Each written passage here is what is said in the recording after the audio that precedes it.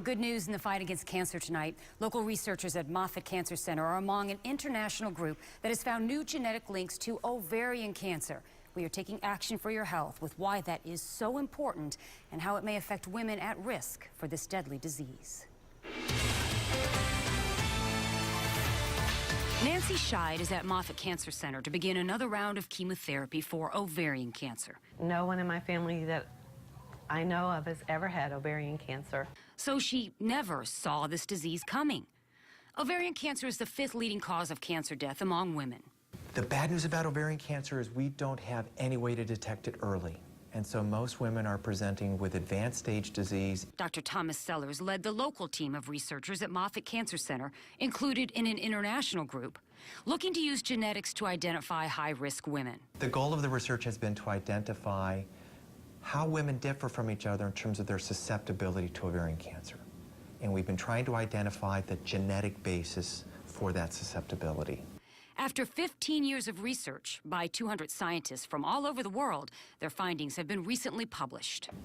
What we have found is 6 new genetic regions across the genome that appear to influence susceptibility to cancer.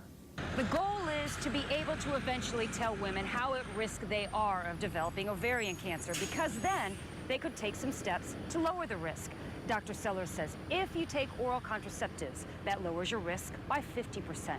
If you have your tubes tied, that lowers your risk by 80%.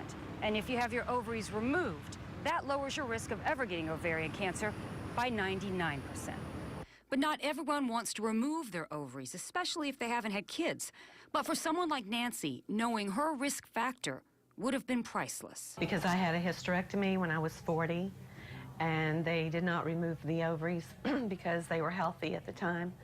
But if I had known I would possibly have a genetic type risk for it, then I'm sure that my doctor at that point would have done a total hysterectomy and removed the ovaries and everything.